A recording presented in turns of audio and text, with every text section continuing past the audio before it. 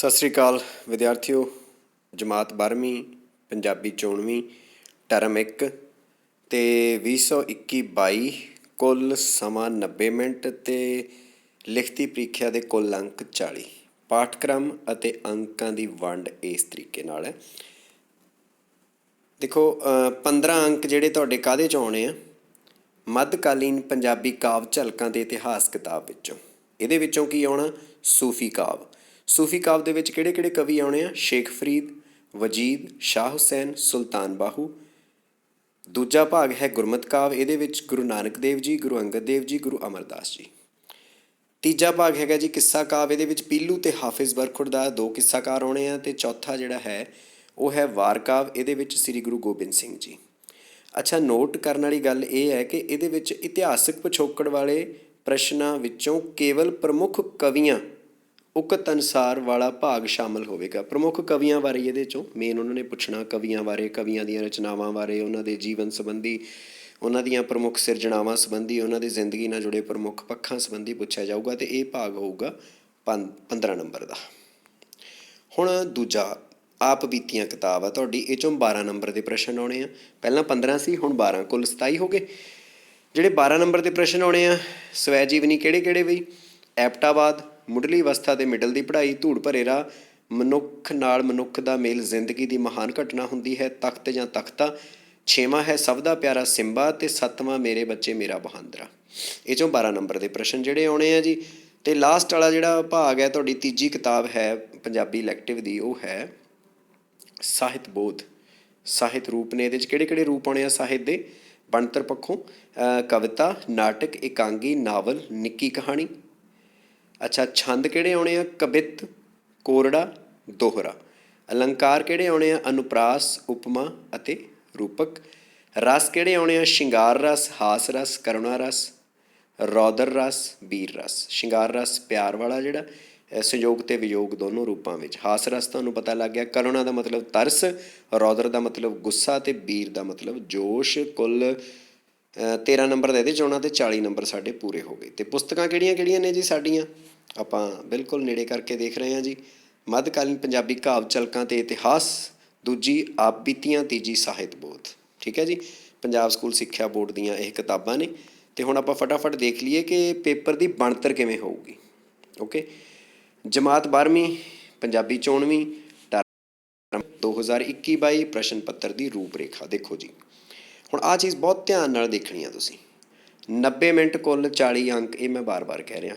ਪ੍ਰਸ਼ਨ ਪੱਤਰ ਦੇ ਕੁੱਲ 3 ਭਾਗ ਹੋਣਗੇ, ਊੜਾ ਭਾਗ, ਆੜਾ ਭਾਗ ਅਤੇ ਈੜੀ ਭਾਗ, ਜਿਨ੍ਹਾਂ ਵਿੱਚ ਕੁੱਲ 40 ਬਹੁ ਵਿਕਲਪੀ ਮਲਟੀਪਲ ਚੋਇਸ ਪ੍ਰਸ਼ਨ ਹੋਣਗੇ। ਹਰੇਕ ਪ੍ਰਸ਼ਨ ਦਾ ਸਹੀ ਉੱਤਰ 1 ਅੰਕ ਦਾ ਹੋਏਗਾ। ਸਾਰੇ ਪ੍ਰਸ਼ਨ ਹੱਲ ਕਰਨੇ ਲਾਜ਼ਮੀ ਹੋਣਗੇ ਅਤੇ ਕਿਸੇ ਵੀ ਗਲਤ ਅੰਕ ਦੇ ਨੰਬਰ ਨਹੀਂ ਕੱਟੇ ਜਾਣਗੇ।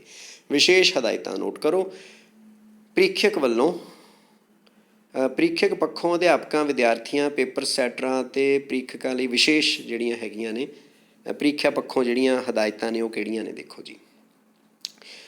ਮੱਧਕਾਲੀਨ ਪੰਜਾਬੀ ਕਾਵਿ ਜਿਹੜੀ ਕਿਤਾਬ ਹੈਗੀ ਆ, ਉਹਦੇ ਵਿੱਚ ਮੱਧਕਾਲੀਨ ਪੰਜਾਬੀ ਕਾਵਿ ਦੇ ਪਾਠਕ੍ਰਮ ਅਨੁਸਾਰ 15 ਪ੍ਰਸ਼ਨ 1 ਤੋਂ 15 ਤੱਕ ਬਹੁ ਵਿਕਲਪੀ ਮਲਟੀਪਲ ਚੋਇਸ ਪ੍ਰਸ਼ਨ ਹੋਣਗੇ। ਇਹਨਾਂ ਵਿੱਚੋਂ ਪੰਜਾਬੀ ਕਾਵਿ ਅੰਸ਼ਾਂ, ਕਾਵਿ ਸਤਰਾਂ, ਕਾਵਿਤਾ ਦੇ ਅੰਸ਼, ਕਵਿਤਾ ਦੇ ਅੰਸ਼ ਹੋ ਗਏ, ਕਾਵਿ ਦੀਆਂ ਲਾਈਨਾਂ ਹੋ ਗਈਆਂ, ਰਚਨਕਾਰ ਜਿਹਨੇ ਰਚਨਾ ਰਚੀ ਹੈ, ਰਚਨਾ, ਉਸ ਦੀ ਵਿਆਖਿਆ, ਰਚਨਾਵਾਂ ਦੇ ਕੇਂਦਰੀ ਭਾਵ ਦੀ ਸਮੱਗਰੀ, ਸੰਬੰਧਿਤ ਪਾਠਾਂ ਦੇ ਇਤਿਹਾਸਕ ਪਿਛੋਕੜ, ਪ੍ਰਮੁੱਖ ਕਵੀਆਂ ਬਾਰੇ ਨਾਲ ਸੰਬੰਧਿਤ।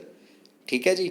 ਸੰਬੰਧਿਤ 12 ਪ੍ਰਸ਼ਨਾਂ ਨੂੰ 1 ਤੋਂ 12 ਬਹੁ ਵਿਕਲਪੀ ਪ੍ਰਸ਼ਨ ਹੋਣਗੇ ਅਤੇ ਜੋ ਸੰਬੰਧਿਤ ਕਾਵਿ ਧਾਰਾਵਾਂ ਵਿੱਚੋਂ ਲਗਭਗ ਬਰਾਬਰ ਅਨੁਪਾਤ ਵਿੱਚ, ਮਤਲਬ ਸੂਫੀ, ਕਿੱਸਾ, ਬੀਰ, ਸਾਰਿਆਂ 'ਚੋਂ ਬਰਾਬਰ ਜੀ ਅਨੁਪਾਤ ਵਿੱਚ ਪੁੱਛੇ ਜਾਣਗੇ।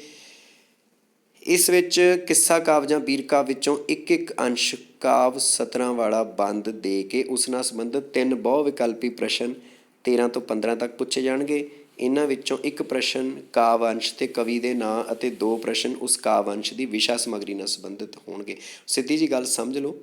15 ਅੰਕਾਂ ਦਾ ਇਸ ਕਿਤਾਬ 'ਚੋਂ ਆਏਗਾ। ਕਵੀ ਬਾਰੇ ਹੋ ਸਕਦਾ, ਕਵੀ ਦੀ ਰਚਨਾ ਬਾਰੇ ਹੋ ਸਕਦਾ, ਰਚਨਾ ਦੇ ਅੰਸ਼ ਬਾਰੇ ਹੋ ਸਕਦਾ, ਰਚਨਾ ਦੇ ਵਿੱਚ ਕੀ ਸਮੱਗਰੀ ਹੈ ਉਹਦੇ ਬਾਰੇ ਹੋ ਸਕਦਾ। ਠੀਕ ਹੈ ਜੀ। ਅਤੇ ਕਵੀ ਦਾ ਨਾਂ, ਰਚਨਾ ਦਾ ਨਾਂ ਅਤੇ ਉਹ ਤੋਂ ਜਿਹੜਾ ਉਹਦਾ ਜੋ ਤੱਤਸਾਰ ਹੈ ਉਹਦੇ ਨਾਲ ਸੰਬੰਧਿਤ, ਉਹਦਾ ਜਿਹੜਾ ਕੇਂਦਰੀ ਭਾਵ ਹੈ, ਉਹਦੀ ਵਿਆਖਿਆ ਨਾਲ ਸੰਬੰਧਿਤ ਕੋਈ ਵੀ ਚੀਜ਼ ਦੀਆਂ ਆਪਸ਼ਨਾਂ ਹੋਣਗੀਆਂ, ਉਹਨਾਂ 'ਚੋਂ ਇੱਕ ਆਪਸ਼ਨ ਨੂੰ ਤੁਸੀਂ ਟਿਕ ਕਰੋਗੇ। ਦੂਜਾ ਜੀ ਆਪ ਬੀਤੀਆਂ ਸਵੈ ਜੀਵਨੀ ਅੰਸ਼। ਇਸ ਭਾਗ ਵਿੱਚ ਕੁੱਲ 12 ਪ੍ਰਸ਼ਨ 16 ਤੋਂ 27 ਤੱਕ ਹੋਣਗੇ, ਮਲਟੀਪਲ ਚੁਆਇਸ ਹੋਣਗੇ। 2 ਪ੍ਰਸ਼ਨ ਪਾਠ ਪੁਸਤਕ ਦੇ ਸਵੈ ਜੀਵਨੀ ਅੰਸ਼ਾਂ ਦੇ ਲੇਖਕ ਸੰਬੰਧੀ, ਲੇਖਕਾਂ ਦੇ ਸਵੈ ਜੀਵਨੀ ਅੰਸ਼ਾਂ ਦੇ ਨਾਂ ਦੱਸਣ ਸੰਬੰਧੀ ਹੋਣਗੇ। ਪਾਠ ਪੁਸਤਕ ਦੇ ਕਿਸੇ ਵਿਸ਼ੇ ਸੰਬੰਧੀ ਅੰਸ਼ ਵਿੱਚੋਂ ਕੋਈ ਇੱਕ ਪੈਰਾ ਦੇ ਕੇ ਉਹ 'ਚੋਂ 5 ਜਾਣੀ ਕਿ ਤੁਹਾਨੂੰ ਇੱਕ ਪੈਰਾ ਦੇ ਦੇਣਗੇ ਕਿਸੇ ਵੀ ਇਸ ਪਾਠ ਪੁਸਤਕ ਦੇ ਪਾਠ ਵਿੱਚੋਂ, ਉਹਦੇ ਨਾਲ ਰਿਲੇਟਡ ਫਿਰ ਉਸ ਪੈਰੇ ਵਿੱਚੋਂ 5 ਪ੍ਰਸ਼ਨ ਪੁੱਛੇ ਜਾਣਗੇ। ਪਾਠ ਪੁਸਤਕ ਦੇ ਪਾਠ ਅਭਿਆਸਾਂ ਉੱਤੇ ਆਧਾਰਿਤ ਜੋ ਅਭਿਆਸ ਦੇ ਵਿੱਚ ਪ੍ਰਸ਼ਨ ਨੇ, ਸਵੈ ਜੀਵਨੀ ਅੰਸ਼ ਦੀ ਵਿਸ਼ਾ ਸਮੱਗਰੀ ਨਾਲ ਸੰਬੰਧਿਤ ਵਸਤੂਨਿਸ਼ਟ ਪ੍ਰਸ਼ਨਾਂ ਵਿੱਚੋਂ ਕੋਈ 5 ਬਹੁ ਵਿਕਲਪੀ ਪ੍ਰਸ਼ਨ ਹੋਣਗੇ। ਮਤਲਬ ਜਿਹੜੇ ਇਹਦੇ ਛੋਟੇ ਪ੍ਰਸ਼ਨ ਨੇ ਇਹਦੇ ਪਿੱਛੇ ਦਿੱਤੇ ਹੋਏ ਆ ਕਿਤਾਬ ਦੇ, ਉਹਨਾਂ ਵਿੱਚੋਂ ਵੀ 5 ਪ੍ਰਸ਼ਨ ਪੁੱਛੇ ਜਾਣਗੇ। ਇਸ ਤਰ੍ਹਾਂ ਤੁਸੀਂ 12 ਨੰਬਰ ਇੱਥੋਂ ਕਵਰ ਕਰੋਗੇ। ਅੱਗੇ ਹੈ ਜੀ ਸਾਹਿਤ ਬੋਧ ਕਿਤਾਬ। ਇਸ ਭਾਗ ਵਿੱਚ ਕੁੱਲ 13 ਪ੍ਰਸ਼ਨ 28 ਤੋਂ 40 ਤੱਕ ਮਲਟੀਪਲ ਚੁਆਇਸ ਪੁੱਛੇ ਜਾਣਗੇ। ਠੀਕ ਹੈ ਜੀ। ਵੰਡ ਇਸ ਤਰ੍ਹਾਂ ਹੋਏਗੀ ਕਿ ਪਾਠ ਪੁਸਤਕ ਵਿੱਚੋਂ ਸਾਹਿਤ ਰੂਪਾਂ ਦੀਆਂ ਕਿਸਮਾਂ, ਸਾਹਿਤ ਰੂਪਾਂ ਦੀ ਪਰਿਭਾਸ਼ਾ। ਸਾਹਿਤ ਰੂਪ ਸਾਡੇ ਕਿਹੜੇ ਨੇ? ਨਾਵਲ, ਨਾਟਕ, ਕਹਾਣੀ ਦੀ ਬਣਤਰ ਵਗੈਰਾ। ਇਹਨਾਂ ਦੀਆਂ ਕਿਸਮਾਂ ਕੀ ਨੇ, ਇਹਨਾਂ ਦੀ ਪਰਿਭਾਸ਼ਾ ਕੀ ਹੈ, ਇਹਦੇ ਲੱਛਣ ਵਿਸ਼ੇਸ਼ਤਾਵਾਂ ਕੀ ਆ, ਕਿਸੇ ਸਾਹਿਤ ਰੂਪ ਦੇ ਸਾਹਿਤਕਾਰ, ਕਿਸੇ ਸਾਹਿਤਕ ਰੂਪ ਦੀ ਕੋਈ ਸਾਹਿਤਕ ਰਚਨਾ ਦੇ ਨਾਂ ਨਾਲ ਸੰਬੰਧਿਤ 6 ਬਹੁ ਵਿਕਲਪੀ ਪ੍ਰਸ਼ਨ ਪੁੱਛੇ ਜਾਣਗੇ। ਮਤਲਬ ਕਿਸੇ ਪ੍ਰਸਿੱਧ ਨਾਟਕਕਾਰ ਬਾਰੇ, ਕਿਸੇ ਪ੍ਰਸਿੱਧ ਨਾਵਲਕਾਰ ਬਾਰੇ ਕੋਈ ਇੱਦਾਂ ਦੇ ਪ੍ਰਸ਼ਨ ਜਿਹੜੇ ਆ ਪੁੱਛੇ ਜਾ ਸਕਦੇ ਆ। ਫਿਰ ਬਣਤਰ ਦੇ ਤੱਤਾਂ ਦੇ ਆਧਾਰ ਦੇ ਉੱਤੇ ਵੀ ਪਲਾਟ ਕਿਹਦੇ 'ਚ ਹੁੰਦਾ, ਕਲਪਨਾ ਜ਼ਿਆਦਾ ਕਿਹਦੇ 'ਚ ਹੁੰਦੀ ਹੈ, ਛੰਦ ਕਿਹਦੇ 'ਚ ਹੁੰਦੇ ਨੇ। ਠੀਕ ਹੈ। ਜਦੋਂ ਅਸੀਂ ਸਾਹਿਤ ਦੇ ਰੂਪਾਂ ਨੂੰ ਪੜ੍ਹਦੇ ਹਾਂ ਤਾਂ ਆਪਾਂ ਜਾਣਦੇ ਹਾਂ ਨਾ ਵੀ ਪਾਤਰ ਉਸਾਰੀ ਵੀ ਆਉਂਦੀ ਹੈ, ਪਲਾਟ ਵੀ ਆਉਂਦਾ ਅੱਡ ਅੱਡ ਥਾਵਾਂ ਦੇ ਉੱਤੇ। ਕਿਸੇ 'ਚ ਤਰਕ, ਵਾਰਤਕ ਦੇ ਵਿੱਚ ਤਰਕ ਪ੍ਰਧਾਨ ਹੁੰਦੀ ਹੈ, ਕਵਿਤਾ ਦੇ ਵਿੱਚ ਭਾਵ ਪ੍ਰਧਾਨ ਹੁੰਦੇ ਆ, ਕਲਪਨਾ ਪ੍ਰਧਾਨ ਹੁੰਦੀ ਹੈ। ਸੋ ਇਹ ਚੀਜ਼ਾਂ ਸਾਰੀਆਂ ਇਹਦੇ ਵਿੱਚ ਪੁੱਛੀਆਂ ਜਾ ਸਕਦੀਆਂ ਨੇ। ਛੰਦਾਂ ਦੀਆਂ ਕਿਸਮਾਂ ਪੁੱਛੀਆਂ ਜਾਣਗੀਆਂ ਜੀ। ਛੰਦ ਜਿਹੜੇ ਪਰਿਭਾਸ਼ਾ, ਵਿਸ਼ੇਸ਼ਤਾਵਾਂ, 2 ਪ੍ਰਸ਼ਨ ਇਹਨਾਂ ਬਾਰੇ ਹੋਣਗੇ। ਅਲੰਕਾਰ, ਪਰਿਭਾਸ਼ਾ, ਕਿਸਮਾਂ, ਵਿਸ਼ੇਸ਼ਤਾਵਾਂ ਇਹਨਾਂ ਬਾਰੇ। ਰਸਾਂ ਦੀ ਪਰਿਭਾਸ਼ਾ, ਵਿਸ਼ੇਸ਼ਤਾਵਾਂ, 3 ਬਹੁ ਵਿਕਲਪੀ ਪ੍ਰਸ਼ਨ ਇਹ 'ਚੋਂ ਪੁੱਛੇ ਜਾਣਗੇ। ਸੋ ਕੁੱਲ ਇਸ ਤਰੀਕੇ ਦਾ ਤੁਹਾਡਾ ਪੇਪਰ ਹੋਏਗਾ। ਸੋ ਇੱਕ ਝਾਤੀ ਆਪਾਂ ਪਿੱਛੇ ਨੂੰ ਮੁੜਦਿਆਂ ਵੀ ਮਾਰ ਲਈਏ ਸਾਰੇ ਉੱਤੇ। ਕਹਿਣ ਦੀ ਗੱਲ ਕੀ ਕਿ ਸਾਰੇ ਪੇਪਰ ਨੂੰ ਬਹੁਤ ਧਿਆਨ ਨਾਲ ਸੋਚ ਸਮਝ ਕੇ ਹੱਲ ਕਰਨਾ। ਠੀਕ ਹੈ। ਅਤੇ ਜਦੋਂ ਇਹਨੂੰ ਹੱਲ ਕਰਨਾ ਅਤੇ ਆਨਸਰ ਸ਼ੀਟ ਦਾ ਵੀ ਖਿਆਲ ਰੱਖਣਾ ਕਿ ਜਿਹੜੇ ਪ੍ਰਸ਼ਨ ਦਾ ਤੁਸੀਂ ਹੱਲ ਕਰ ਰਹੇ ਹੋ ਉਹਦੇ ਸਾਹਮਣੇ ਹੀ ਤੁਸੀਂ ਉਹ ABCD ਜਾਂ ਊੜਾ ਆੜਾ ਈੜੀ ਸੱਸਾ ਹਾਹਾ ਜੋ ਵੀ ਤੁਹਾਡੀ ਹੈ ਚੋਇਸ ਉਹ ਲਾਵੋ ਅਤੇ ਰਿਲੈਕਸ ਹੋ ਕੇ ਇਹਨੂੰ ਮਜ਼ੇ ਨਾਲ, ਸਾਹਿਤਕ ਹੈ ਇਹਨੂੰ ਮਾਣ ਕੇ, ਚੰਗੇ ਤਰੀਕੇ ਨਾਲ ਸਮਝ ਕੇ, ਜਾਣ ਕੇ ਇਹਨੂੰ ਹੱਲ ਕਰਨਾ ਅਤੇ ਇਹਦੀ ਤਿਆਰੀ ਵੀ ਤੁਸੀਂ ਜਿਹੜੀ ਹੈਗੀ ਆ ਸਿਲੇਬਸ ਦੇ ਅਨੁਸਾਰ ਪੂਰੀ ਕਰ ਸਕਦੇ ਹੋ। ਸ਼ੁਕਰੀਆ ਵੀ।